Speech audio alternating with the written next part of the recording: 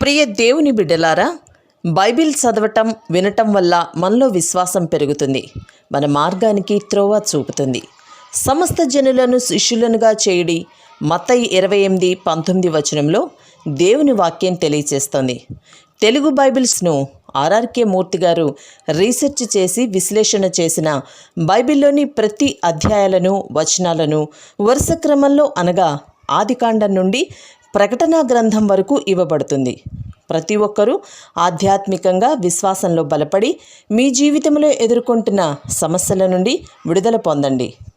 ప్రతి ఒక్కరూ మీ దీవెన టీవీని సబ్స్క్రైబ్ చేసి ఈ వాక్యాన్ని లైక్ చేసి మీ మిత్రులకు బంధువులకు షేర్ చేయండి. దేవుని సువార్తను ప్రకటింపబడుటలో మీరు పాలిభాగస్తులు కండి. ప్రియ శ్రోతలారా, ఈ రోజున మన వాక్య పాఠం రూతు గ్రంథం 3వ అధ్యాయం 1 నుండి 3వ వచనం వరకు. దృశ్యం బోయజు పంట కళ్ళం. రూతు సౌశీల్యవతి. ఆమె పక్షాన నయోమి మాట్లాడుతున్నది, ప్రార్థిస్తున్నది, సలహా చెప్తున్నది, కర్తవ్యాన్ని ఉపదేశిస్తున్నది.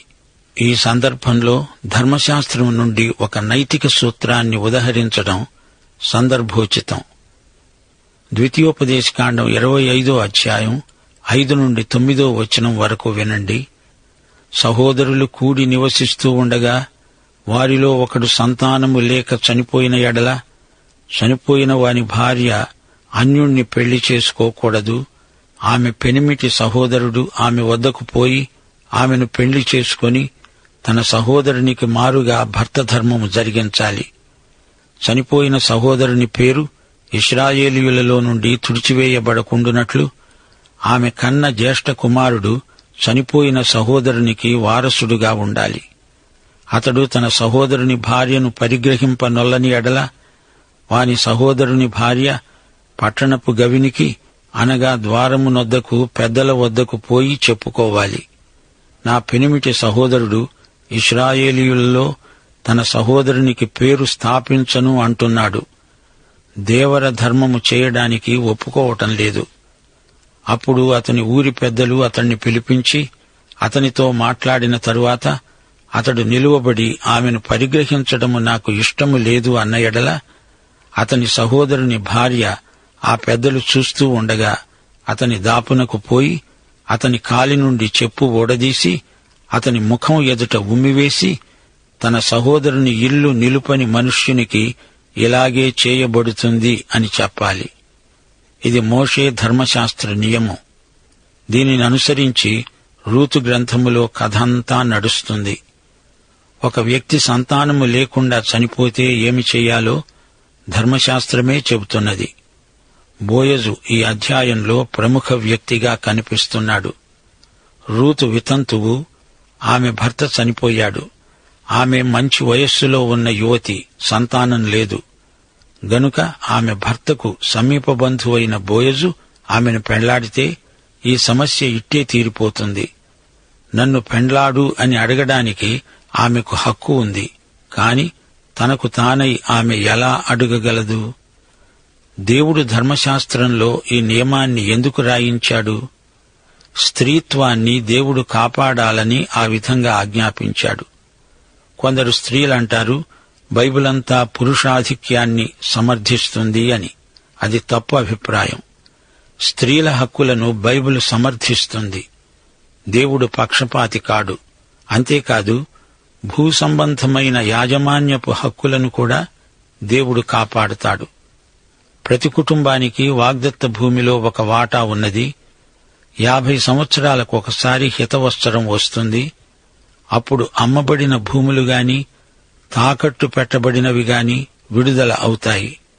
ఎవరి భూమి వారికి వస్తుంది. అందుకే ఈ వివాహ నియమం ధర్మశాస్త్రంలో పేర్కొనబడింది. అన్యుణ్ణి పెళ్లాడకూడదు. దగ్గర బంధువును, దాయాదిని లేదా జ్ఞాతిని పెళ్లాడాలి. లేకపోతే ఆస్తి హక్కులు పోతాయి. ఇప్పుడు రూతు విషయం చూడండి. రూతు భర్త చనిపోయాడు. అతని భూమి ఎవరికో అమ్మబడింది. ఇప్పుడామె బీదరాలు. బోయజు చనిపోయిన ఆమె భర్తకు సమీప బంధువు. తనను పెండ్లాడమని అడగడానికి రూతుకు హక్కుంది నిజమే. బోయజు అడగకూడదు. తనను పెండ్లాడమని చొరవ తీసుకొని రూతే అడగాలి. అయితే ఇక్కడ మరొక చిక్కు వచ్చింది. బోయజు కంటే దగ్గర బంధువు మరొకడున్నాడు. రూతుకు ఇష్టమైతే అతణ్ణి అడగవచ్చు. అయితే రూతు ఎవరిని కోరుకుంటుంది? అందుకే రూతు స్వయాన వచ్చి తాను ఎవరిని చేసుకోగోరుతున్నదో చెప్పాలి. అంతవరకు బోయజు ఏమీ చేయలేడు. బోయజు ఎదుటికి వచ్చి మాట్లాడేటంత ధైర్యం రూతుకు లేదు. అందుచేత నయోమి ఈ విషయంలో చొరవ తీసుకుని మాట్లాడుతున్నది. ఈ అధ్యాయంలో పంట కళ్లమును చూడండి. వృత్తిరీత్యా అక్కడి ప్రజలు రైతులు, వ్యవసాయం చేసుకుంటారు.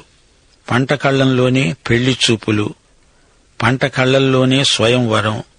కళ్లం కొండ మీద ఉంటుంది. అక్కడే ధాన్యాన్ని తూర్పార పడతారు. గాలి బాగా వస్తుంది. అందుచేత తూర్పార పట్టడానికి అది అనువైన స్థలం.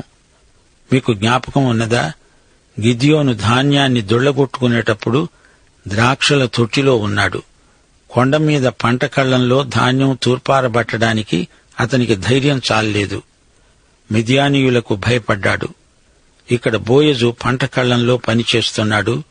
రూతు కథాకాలం నాటికి ఇశ్రాయేలీయులు యెహోవా వైపు చూస్తూ భక్తితో ప్రవర్తిస్తున్నారు. నయోమి మోయాబు దేశంలో ఉన్నప్పుడు ఒకవేళ ఒక దేవదూత ఆమెకు చెప్పి ఉండవచ్చు, యూదా దేశంలో కరువు లేదు, దేవుడు ఇశ్రాయేలు ప్రజలను కనికరించాడు. దీనిని బట్టి అప్పటి పరిస్థితులు బాగానే ఉన్నట్లు గ్రహించాలి. పంట కొయ్యగానే పనలనన్నిటినీ కళ్ళానికి చేరుస్తారు, నూరుస్తారు. రాత్రిపూట తూర్పారపడతారు. ఎద్దుల చేత కళ్ళాన్ని తొక్కిస్తారు. అందుకే పౌలు తిమోతికి రాస్తూ నూర్చే ఎద్దుకు చిక్కం పెట్టవద్దు అన్నాడు. ఈ మాట బోధకులకు ఆదరణ కలిగిస్తుంది కదూ. ధాన్యం తూర్పారబట్టిన తరువాత పనివారు వెళ్లిపోతారు. యజమాని ధాన్యం కుప్పవద్దనే పడుకుంటాడు. ఇశ్రాయేలీయుల పండగలన్నీ పొలం పంటకు సంబంధించినవే. ప్రథమ ఫలాల పండుగ, పెంతెకోస్తు పండుగ ఇవన్నీ పంట కళ్ళాలలో జరిగేవే. ఇప్పుడు రూతు 3వ అధ్యాయం 1 నుండి 3వ వచనం వరకు వినండి. ఆమె అత్త అయిన నయోమి అన్నది, నా కుమారి, నీకు మేలు కలుగునట్లు నేను నీ కొరకు విశ్రాంతి విచారింపవలసిన దానను గదా. ఎవని పనికత్తెల వద్ద నీవు ఉన్నావో ఆ బోయజు మనకు బంధువు. ఇదిగో ఈ రాత్రి అతడు కళ్లమున ఎవలు తూర్పారబట్టించబోతున్నాడు. నీవు స్నానం చేసి తైలము రాచుకొని నీ బట్టలు కట్టుకొని ఆ కళ్లమునకు వెళ్ళాలి. అతడు అన్నపానములు పుచ్చుకోవడము చాలించే వరకు నీవు అతనికి మరుగై ఉండాలి, అతనికి కనపడకూడదు. నయోమి ఏ రోజుకా రోజు ఏమి జరుగుతున్నదో తెలుసుకుంటూ ఉన్నది. రూతుకు బోయజుకు మధ్య పరిచయం ఏ విధంగా కొనసాగుతున్నదో పసికట్టింది. ఆమెకు అంతా తెలుసు. కోతకాలం గతించింది. ధాన్యం తూర్పారపడతారు. ఇదే సరైన తరుణం. రూతు ధైర్యం చేసి బోయజుకు తన మనస్సేమిటో తెలియచెప్పాలి. నీకు విశ్రాంతి, నీకు మేలు అంటూ నయోమి మాట్లాడుతోంది. ఈ మాటకు అర్థమేమిటి? నీకు వివాహం జరగాలి అని ఆమె తన ఆశయాన్ని వెలిబుచ్చుతున్నది. కోడలికి ఏమి చెయ్యాలో కర్తవ్యం ఉపదేశిస్తున్నది. ఈ బోయజు ఎవరో కాదమ్మా, మనకు సమీప బంధువు. నీవాయనకు ఎదటపడి అడగాలి. ఈ రాత్రి ఎలాగైనా పంట కళ్లంలో బోయజుతో నీవు మాట్లాడాలి. ఆలసిస్తే ఆశాభంగం. ఇంతవరకు నీవు బోయజుతో ఏ సంగతి స్పష్టంగా చెప్పలేదు. ఇప్పుడు నా మాట విను. బోయజును కలుసుకోవడానికి సిద్ధపడు. నీవు చేయవలసినవి 4 పనులున్నాయి. శ్రోతలు గమనించారా? ఒక పాపి యేసు వద్దకు రావాలంటే 4 మెట్లున్నాయి. రూతు ఏమి చేస్తున్నదో గమనించండి. మొదట ఆమె స్నానం చెయ్యాలి. తీతు 3వ అధ్యాయం 5వ వచనం. మనము నీతిని అనుసరించి చేసిన క్రియల మూలముగా కాక తన కనికరము చొప్పుననే పునర్జన్మ సంబంధమైన స్నానము ద్వారాను పరిశుద్ధాత్మ మనకు నూతన స్వభావము కలుగజేయుట ద్వారాను మనల్ని రక్షించాడు. ఇదే మాట యేసు ప్రభు నికోదేముతో చెప్పాడు. ఓ నికోదేము, నీవు మతనాయకుడవా? నీకు స్నానం కావాలి. ఇది పునర్జన్మ సంబంధమైన స్నానం. నీవు తిరిగి జన్మించాలి. యోహాను శుభవార్త 3వ అధ్యాయం 7వ వచనం. సోదరీ సోదరులారా, మీరు పరలోకానికి వెళ్లాలంటే తిరిగి జన్మించి ఉండాలి. నీవు క్రీస్తునందు నూతన సృష్టివి అవ్వాలి.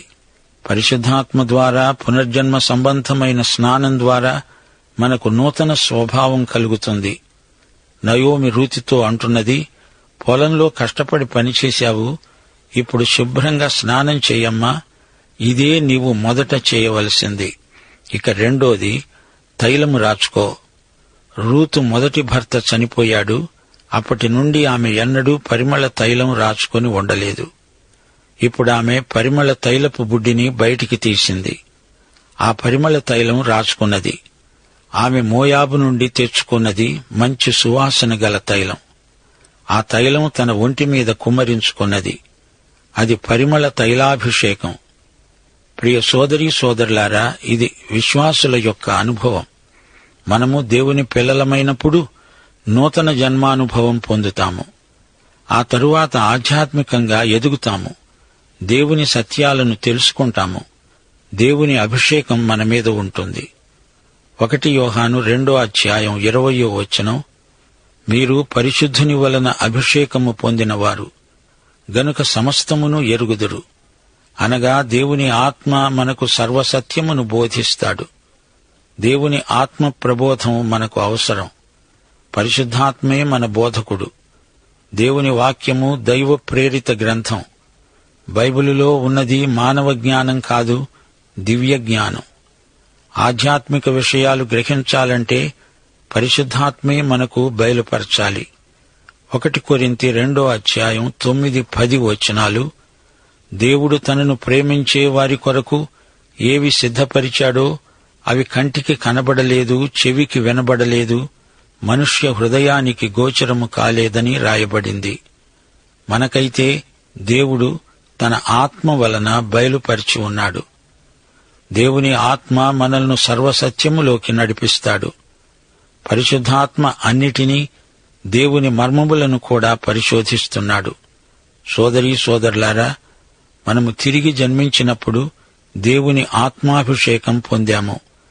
1 యోహాను 2వ అధ్యాయం 27వ వచనం, ఆయన వలన మీరు పొందిన అభిషేకము మీలో నిలిచి ఉన్నది గనుక ఎవడునూ మీకు బోధించనక్కరలేదు. ఆయన ఇచ్చిన అభిషేకము సత్యమే కాని అబద్ధము కాదు. అది అన్నిటిని గురించి బోధిస్తున్న ప్రకారముగాను, ఆయన మనకు బోధించిన ప్రకారముగాను ఆయనలో మీరు నిలుస్తారు. అలా నిలిచి ఉండండి. దేవుడు మనకు బోధకులనిచ్చాడు, వారు మనకు అవసరం. అయితే పరిశుద్ధాత్మ మనకు మహామహోపాధ్యాయుడు. అది రహస్యం. సరే, రూతు స్నానం చెయ్యాలి, పరిమళ తైలం రాచుకోవాలి. ఇక మూడోది, నీ బట్టలు కట్టుకో. ఇదిగో కోడలా, నా కుమారుడు బ్రతికి ఉన్నప్పుడు అతనికి ఇష్టమైన శ్రేష్టమైన దుస్తులు వేసుకునేదానివి. ఆ దుస్తుల్లో నీవెంతో అందంగా కనపడేదానివి. ఆ బట్టలు ఇప్పుడు బయటికి తీయి. పొలంలో పనిచేసేటప్పుడు నీవు కట్టుకున్న బట్టలు అవతల పెట్టేయి. ఈ విధంగా అత్త కోడలిని సిద్ధపరిచింది. ప్రియ సోదరీ సోదరులారా, ఎవరైనా క్రీస్తు దగ్గరికి వచ్చి ఆయనను రక్షకుడుగా అంగీకరించి దేవుని బిడ్డ అయినప్పుడు యేసుక్రీస్తే వారికి నీతి అవుతున్నాడు. ఆయన మన పాపాలు పరిహరిస్తాడు, నూతన జన్మ ప్రసాదిస్తాడు. అంతేకాదు, తన నీతిని మనకు ప్రసాదిస్తాడు. ఇదే నీతి వస్త్రం. రోమాపత్రిక 3వ అధ్యాయం 22వ వచనం, అది యేసుక్రీస్తునందలి విశ్వాసమూలమైనదై నమ్మేవారందరికీ కలిగే దేవుని నీతి అయి ఉన్నది. మనము నీతి వస్త్రాలు ధరించుకొని ఉన్నాము. యేసు నీతి మన నీతి అవుతున్నది. ఆయన యందు మనము సంపూర్ణులము, క్రీస్తునందు అంగీకరించబడి ఉన్నాము. ప్రియ శ్రోతలు, మీకు ఈ నీతి వస్త్రాలు ఉన్నాయా? విశ్వాసికి యేసు ఇచ్చిన నీతి వస్త్రం ఎంతో విలువైనది. యేసు ప్రభు ధరించిన అంగీ కుట్టులేనిది, నేయబడినది మాత్రమే. సిపాయులు ఆయన అంగీ కోసం చీట్లు వేశారు. గాని మన నీతి వస్త్రం యేసుక్రీస్తే. రోమాపత్రిక 4వ అధ్యాయం 25వ వచనం, ఆయన మన అపరాధముల నిమిత్తము అప్పగింపబడి మనము నీతిమంతులముగా తీర్చబడుటకై లేపబడ్డాడు. దేవునికి స్తోత్రం. 2 కొరింథీ 5:21 మీ హృదయాలపై ఈ వచనాన్ని ముద్రించుకోండి. మనమాయన యందు దేవుని నీతి అగునట్లు పాపమెరుగని ఆయనను మన కోసము పాపముగా చేశాడు. ఇక రూతు చేయవలసిన 4వ పని, ఆ కళ్ళమునకు వెళ్ళు, బోయజును కలుసుకో, అతనికి చెప్పుకో, నీవే నా బంధు విమోచకుడవు అని ఒప్పుకో, వెళ్ళు. సోదరీ సోదరులారా, నయోమి కోడలను కుమారి అని పిలుస్తున్నది. కోడలైనా రూతు తనకు కూతురు కంటే ఎక్కువ. బోయజు, రూతు ప్రతిరోజు కలుసుకుంటున్నారు, ఒకరినొకరు చూచుకుంటున్నారు. ఒకరి పట్ల ఒకరికి సదభిప్రాయం ఉంది, సదవగాహన ఉంది. రాను రాను పరిచయం వృద్ధి అవుతున్నది. నయోమి బోయజును బాగా ఎరుగును. అతడు ఎలీమెలెకుకు సమీప బంధువు. అది కోత సమయం, యవలు అనగా బార్లీ ధాన్యం. రూతు ప్రతిరోజు పొలానికి వెళ్లుతున్నది. తూర్పారబట్టే సమయం వచ్చింది. నయోమి తన అనుభవ జ్ఞానాన్ని పురస్కరించుకుని సమయం మించిపోకముందే రూతును ప్రేరేపించి బోయజు దగ్గరికి పంపిస్తున్నది. రూతులాగే ఇంకా అనేక మంది స్త్రీలు పొలంలో పనిచేసేవారున్నారు. రూతు అందరిలాంటి యువతి కాదు. ఈమెలో ఒక ప్రత్యేకత ఉన్నది. రూతుకు అన్ని విధాలా తగిన వరుడు బోయజు. బోయజు సాధారణ వ్యక్తి కాడు. అతనిలో ఉత్తమ సౌశీల్యం ఉన్నది. రూతుతో మాట్లాడుతూ నా కుమారి అంటున్నాడు. ఎంత మర్యాద, ఎంత గొప్ప సభ్యత! వయస్సులో రూతు కంటే పెద్దవాడే, కాని బోయజు ఏమి మాట్లాడలేకపోతున్నాడు. రూతు మనస్సులో ఏమున్నదో అతనికి తెలియదు. నయోమికి ధర్మశాస్త్రం బాగా తెలుసు. అందుకే ఆమె ఈ సంబంధాన్ని ప్రతిపాదిస్తున్నది. రూతుకు ధర్మశాస్త్రం ఏ హక్కు ఇచ్చిందో నయోమికి తెలుసు. ఆమె యూదురాలు. సమీప బంధువు ఈమె కోరితే తప్పక ఈమెను పెండ్లాడవలసి వస్తుంది. నయోమి రూతుకు ఒక తల్లిలాగా ఈ వివాహాన్ని కుదిర్చి తన ప్రేమానురాగాలను వ్యక్తం చేస్తున్నది. బోయజు కూడా ధర్మశాస్త్ర నిబంధనను మీరడానికి వీల్లేదు. రూతు పవిత్రశీలము, బోయజు ఆధ్యాత్మిక వ్యక్తిత్వము, ఈ రెండూ నయోమికి నచ్చాయి.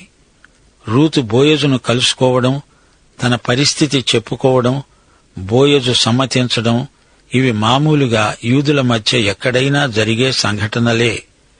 బోయజు రూతును ప్రశంసిస్తున్నాడు. ఆమె ఎట్టి శోధనలో పడకుండా తన శీలాన్ని కాపాడుకున్నది. గతించిన తన భర్త పట్ల తనకు గల గౌరవాన్ని తన ప్రవర్తన ద్వారా వ్యక్తం చేసింది. రూతు తన భర్త చనిపోయినది మొదలుకొని తన అత్తతో కలిసి మంచి సాక్ష్యం కలిగి ఉండడం ఒక ప్రత్యేక ఆకర్షణ. సోదరీ సోదరులారా, ముగింపులో మీకు మరో సత్యాన్ని చూపగోరుతాను. ఈ అధ్యాయంలో 2-3 వచనాల్లో నయోమి రూతుకు చేసిన హెచ్చరికలు ఎంతో అర్థవంతమైనవి. ఎవని పనికత్తెల వద్ద నీవు ఉన్నావో ఆ బోయజు మనకు బంధువు. ఇదిగో, ఈ రాత్రి అతడు కళ్లంలో యవలు తూర్పారబట్టబోతున్నాడు. నీవేం చెయ్యాలంటే స్నానం చెయ్యి, తైలం రాచుకో, బట్టలు కట్టుకో, వెంటనే బయటపడబోకు. అతడు అన్నపానములు పుచ్చుకొని సేద తీరే వరకు రహస్యంగా ఉండు. నయోమి ఇన్ని రోజులు బోయజును కనిపెట్టి చూస్తున్నది. అదే సమయంలో రూతును కూడా జాగ్రత్తగా గమనిస్తున్నది. రూతు బోయజుల మధ్య పరస్పర స్నేహభావం ఎలా వృద్ధి అవుతున్నదో పసికట్టింది. ఈ విషయంలో ఒక నిర్దిష్టమైన పథకం ఆమె మస్తిష్కంలో రూపొందుతున్నది. ఇతడెవరూ కాదమ్మా, మన బంధువే, మనకు కావలసినవాడు అయినవాడు. అతడు ఈ రోజున యవలు తూర్పార పట్టబోతున్నాడు. ధాన్యం కుప్పపోశారు. సాయంకాలపు గాలిలో ధాన్యం తూర్పార పడతాడు. సిద్ధపడి వెళ్ళమ్మా. సోదరీ సోదరులారా, మన జీవితాలలో కూడా మనకు కలిగే కష్టనష్టాలు మనల్ని తూర్పారపడతాయి. శ్రమలు మనకు అనుభవాన్ని, ఓర్పును, నిరీక్షణను కలిగిస్తాయి. మనకు ఈ క్రమశిక్షణ అవసరం. సోదరుడా, సోదరి, నీవెంతకు రక్షించబడ్డావా లేదా? పాఠం సమాప్తం. యెహోవా మిమ్ములను ఆశీర్వదించి కాపాడునుగాక. యేసుక్రీస్తు మీకు తన సన్నిధి కాంతిని ప్రకాశింపచేసి మిమ్మును కరుణించునుగాక. పరిశుద్ధాత్మ మీ మీద తన సన్నిధి కాంతి ఉదయింపచేసి మీకు సమాధానము కలుగజేయునుగాక. ఆమేన్.